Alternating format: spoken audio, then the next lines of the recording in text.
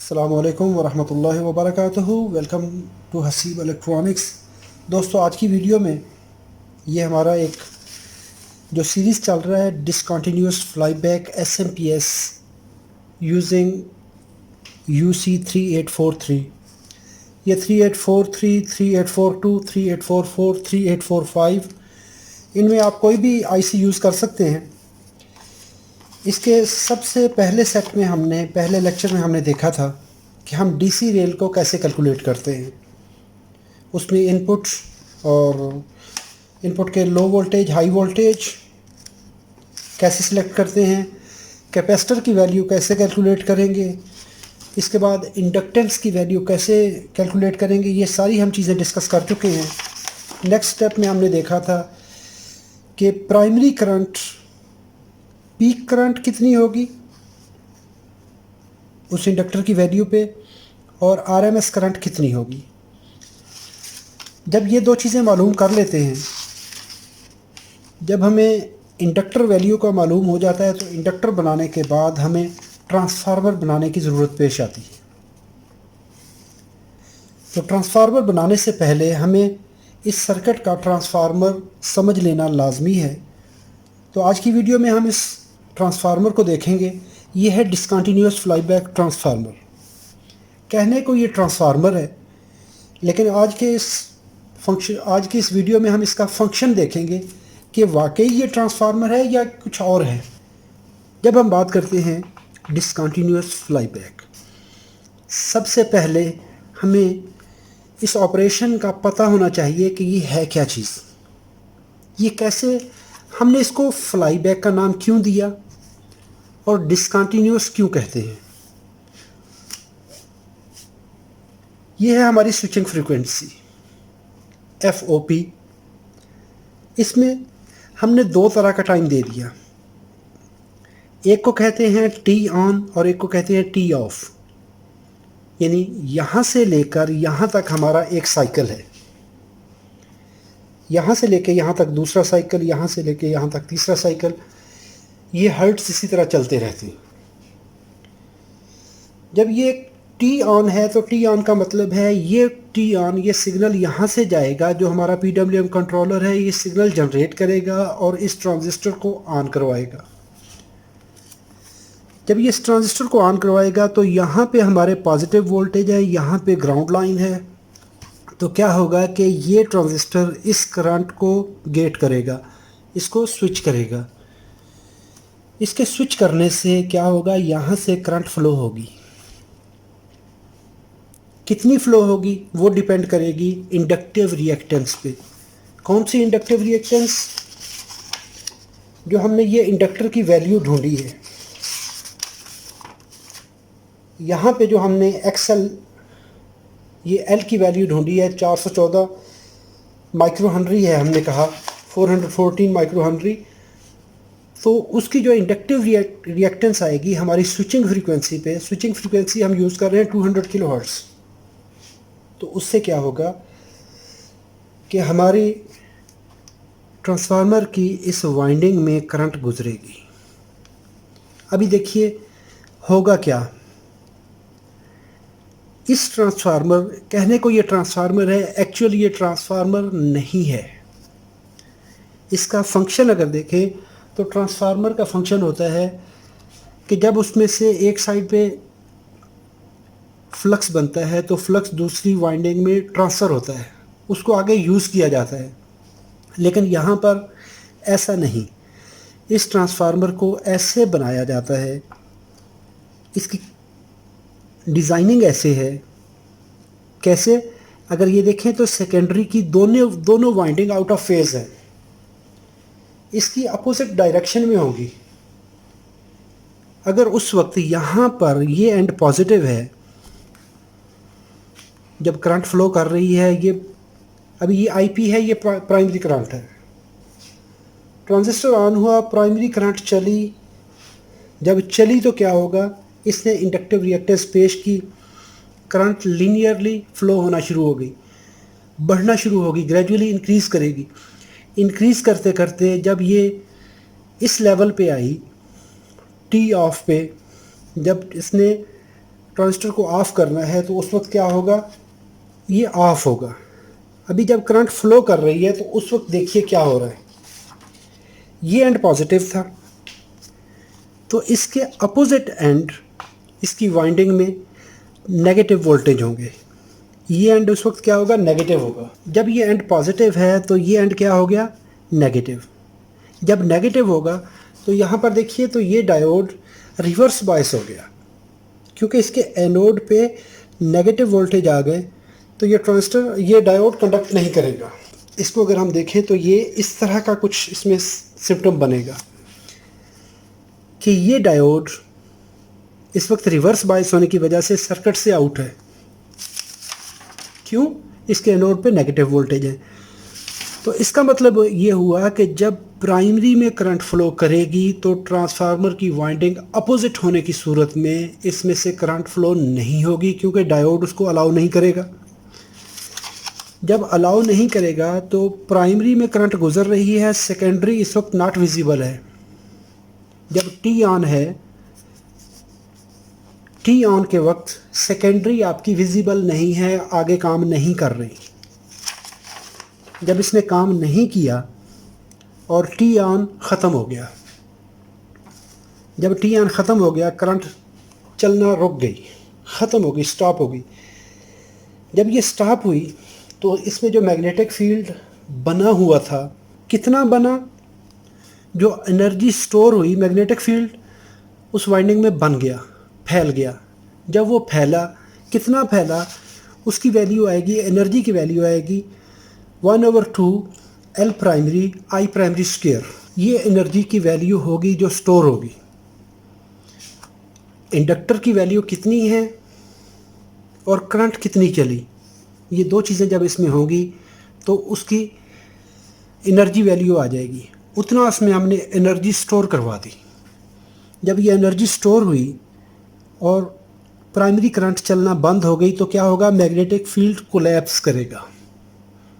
जब कोलैप्स करेगा तो उस वक्त क्या करेगा, यहाँ पर वोल्टेज पहले जब फैल रहा था तो जो वोल्टेज इंड्यूस हो रहे थे वो अपोजिट डायरेक्शन में हो रहे थे, यहाँ पे नेगेटिव थे। जब फैल रहा था तो वाइंडिंग उल्टी होने की वजह से, रिवर्स होने की वजह से, इसके आउट ऑफ फेज वाइंडिंग होने की वजह से इसमें जो वोल्टेज थे वो इसके अपोजिट डायरेक्शन के थे।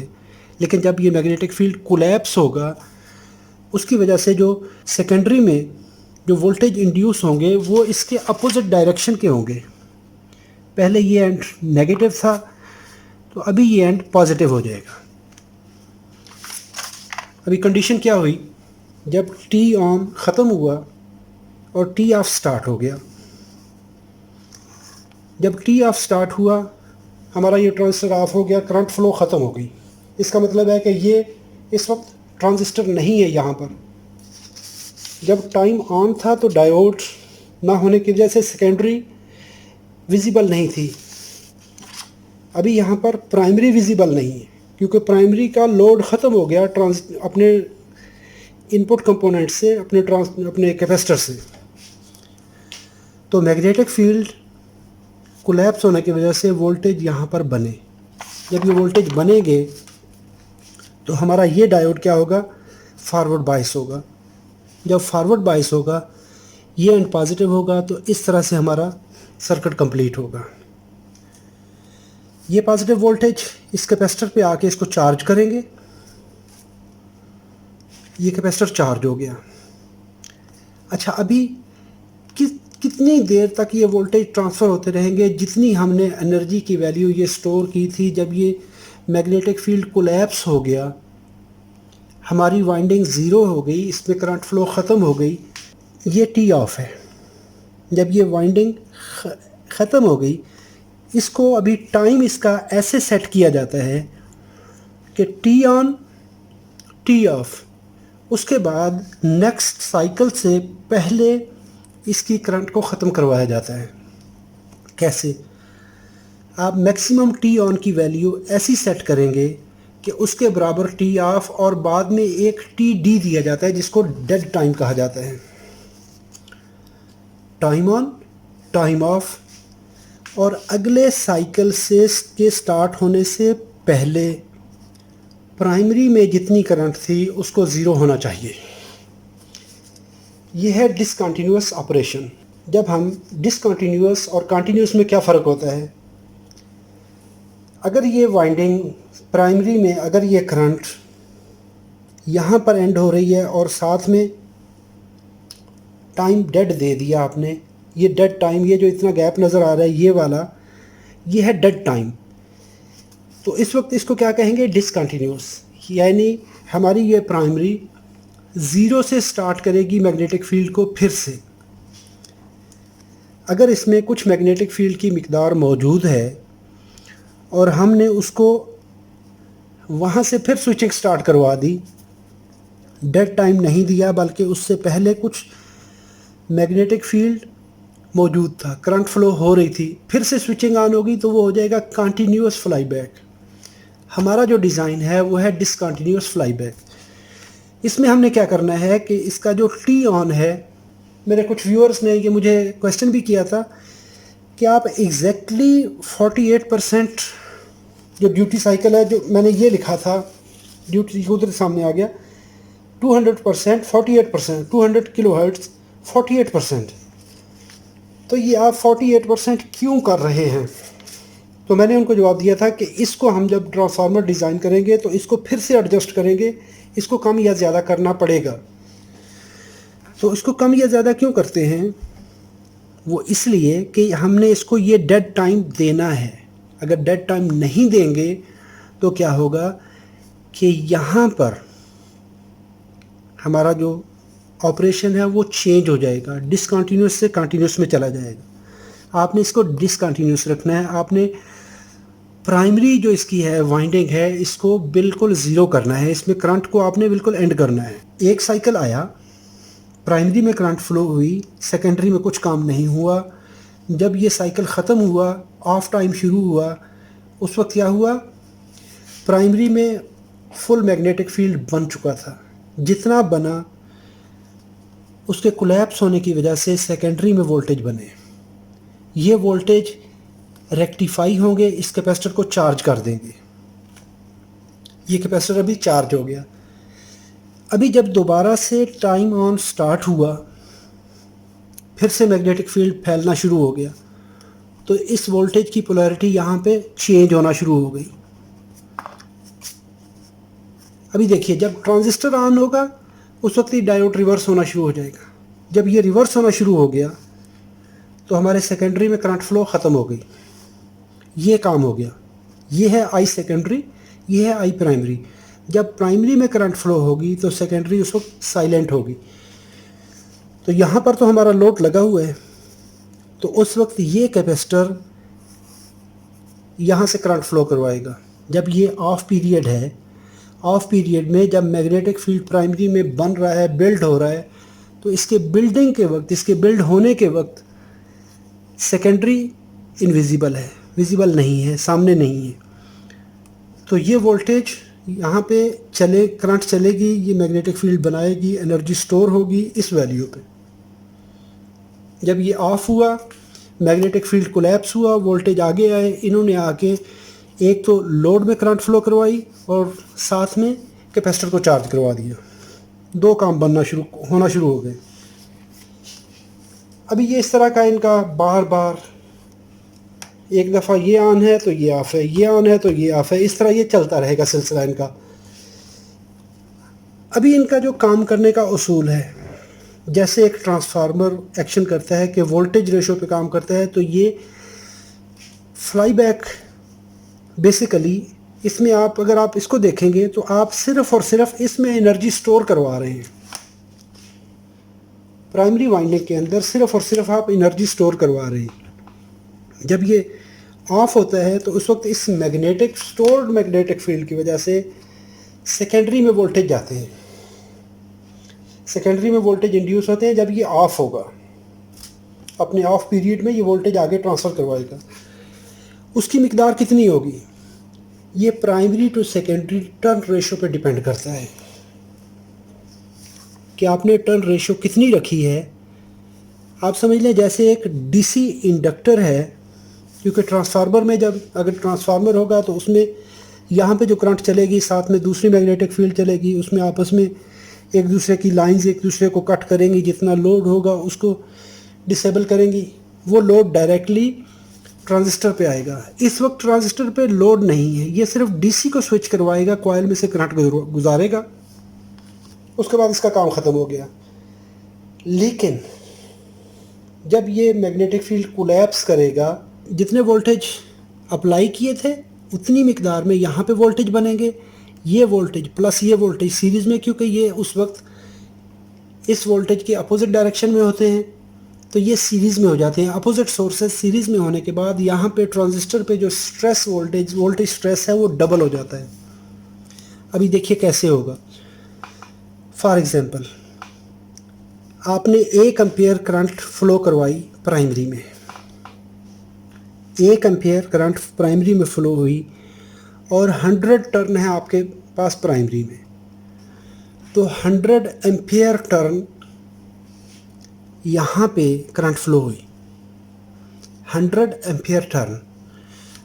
फॉर एग्ज़ाम्पल, आपके पास सेकेंडरी में 10 टर्न हैं, तो जो आपकी यहाँ पे एनर्जी थी वो 100 उसको डिवाइड करें 10 पे, तो 10 एम्पियर करंट आपको मिलनी चाहिए सेकेंडरी में। ये आइडियल कंडीशन में है। प्राइमरी में 100 टर्न था, 1 एम्पियर करंट चली, उसकी वजह से 100 एम्पियर टर्न आपने यहाँ पे गेन किया। सेकेंडरी में अगर 10 टर्न होंगे तो जो मैग्नेटिक फील्ड कोलैप्स करेगा, कोलैप्स की वजह से अगर कोई लॉसेस ना हो, transformer, copper, core losses, temperature rise कुछ ना हो, तो आपको सेकेंडरी में 10 टर्न अगर होंगे तो 10 एम्पियर करंट मिलेगी। 10 × 10 100। अगर आपके पास 100 टर्न प्राइमरी में थे, 100 सेकेंडरी में होंगे, तो जो मैग्नेटिक फील्ड कोलैप्स करेगा वो सारे का सारा अगर मैग्नेटिक फील्ड ट्रांसफ़र हो तो आपको 1 एम्पियर करंट मिलेगी, क्योंकि 100 × 1। अगर आपके पास 1 टर्न है तो आपको 100 एम्पियर मिलने चाहिए, क्योंकि 100 एम्पियर टर्न आप एनर्जी को ट्रांसफ़र करवा रहे हैं। तो इसका मतलब ये हुआ, ये एक चोक है जिसके साथ कुछ एक्स्ट्रा वाइंडिंग्स लगी हुई हैं। ट्रांसफार्मर एक्शन से ये मुख्तलिफ है, इसका फंक्शन ट्रांसफार्मर से मुख्तलिफ है, और इसको हम कह सकते हैं कि ये एक्स्ट्रा वाइंडिंग इसके साथ हैं। और इसके कैलकुलेट कैसे करेंगे इसको? नंबर ऑफ प्राइमरी टर्न कितने कैलकुलेट होंगे, वोल्टेज की मिकदार, और कितनी टाइम के लिए करंट गुजरेगी इसमें से, और जो कोर लगी है उसमें जो बी मैक्स है, फ्लक्स डेंसिटी है, वो कितनी है, और कोर का क्रॉस सेक्शनल एरिया कितना है। जब ये चीज़ें होंगी तो आपको टर्न कैलकुलेट हो जाएंगे। इसके बाद बारी आती है कोर की। जब हमने ए का बात कर दिया, क्रॉस सेक्शनल एरिया की बात कर दी, तो इसका मतलब ये हुआ कि यहाँ पर कुछ ना कुछ कोर हैंडलिंग पावर की बात होगी। जब कोर सिलेक्ट करनी है आपने, क्योंकि अभी हमने चलना है कोर सिलेक्ट करने की। कोर सिलेक्ट करने के लिए ये एक चीज़ याद रखनी है कि ये यूनिपोलर है। इसका जो मैग्नेटिक फील्ड बनता है वो यूनिपोलर है। जितनी भी कोर्स होती हैं, फेरेट कोर्स होती हैं हाई फ्रीक्वेंसी ट्रांसफार्मर्स के लिए, वो बनाई जाती हैं, उनको कैलकुलेट किया जाता है डिज़ाइन करते वक्त पुश पुल टोपोलॉजी पे। उसमें जो मैग्नेट फ्लक्स बनता है वो बाईपोलर होता है, और ये जो मैग्नेट पोल बनाएगा ये यूनिपोलर होगा। तो यूनिपोलर के लिए जब भी आप कोई भी टोपोलॉजी बनाते हैं, जब आप ट्रांसफार्मर की सिलेक्शन में जाते हैं, टिपिकल पावर हैंडलिंग चार्ट में कोर सिलेक्शन के लिए एक तरीकाकार हमारे पास है डायरेक्टली कि हम फ्रीक्वेंसी सिलेक्ट करते हैं। यहाँ पे आप देखते हैं पावर इन वाट्स है और साथ में फ्रीक्वेंसी है किलोहर्ट्ज़ में। 20 किलोहर्ट्ज़, 50 किलोहर्ट्ज़, 100 किलोहर्ट्ज़, 250 किलोहर्ट्ज़। और इस टेबल के अंदर ये है टिपिकल पावर हैंडलिंग चार्ट। इस चार्ट में बिलफर्ज आप कहते हैं कि आपने 100 मेगाहर्ट्ज़ पे ये कोर सेलेक्ट करनी है 90 वाट वाली। आपने ट्रांसफार्मर बनाना है 90 वाट का, तो आप ये कोर यूज़ नहीं करेंगे। क्यों नहीं करेंगे? क्योंकि ये 90 वाट की तो है, ऑपरेट तो इस पर लिखा हुआ भी है भाई 100। ये कोर हमें 90 वाट देगी, लेकिन ये 90 नहीं देगी। ये 90 किस सूरत में देगी? जब आप इसको पुश पुल में यूज़ करेंगे। उसके लिए आपको इस टेबल के फुट नोट में जाना पड़ेगा, नोट्स में जाना पड़ेगा। कहता है कि wattage value shown in this table for push pull converter design. इस टेबल के अंदर जितनी कोर्स हैं, आप जो भी कोर उठाएंगे, जिसको भी सिलेक्ट करेंगे, वो यही आएगा। वो कोर जितनी भी होती हैं वो बाईपोलर मैग्नेट के लिए होती हैं, फुल पावर देने के लिए। उस वक्त उसको आप यूटिलाइज़ करेंगे। अगर आपने करना है कोई और टोपोलॉजी पे, तो यहाँ पे लिखा हुआ है D rate by factor 3R4 for fly back. ये बड़ी क्लियर सी बात हो गई कि 3 या 4 से आप उसको डिवाइड कर दें, डी रेट कर दें कि ये 90 वाट की जो कोर है ये गई। तो ये 90 वाट अगर आप 3 से डिवाइड करेंगे तो इसका मतलब है 30 वाट इससे पावर आप ले सकेंगे इस कोर को। तो अगर इसको 4 से डिवाइड करेंगे तो आप 22 वाट, यानी ये कोर जिसको इसने इस लिस्ट में शो किया है 90 वाट के लिए, लेकिन जब आप इस टोपोलॉजी में यूज़ करेंगे डिसकंटिन्यूस फ्लाई बैक में या फ्लाई बैक में, तो वहाँ पे आप इससे 22 से लेके 30 वाट तक पावर ले सकेंगे। अगर अभी हमने बात करनी है कि मैंने बनाना है 90 वाट का फॉर एग्ज़ाम्पल, तो 90 को मल्टीप्लाई करूँगा 4 से, तो ये है 337। अगर मैंने 90 वाट की कोर यूज़ करनी है तो 360, और अगर 3 से मल्टीप्लाई करूँगा 90 को तो 270।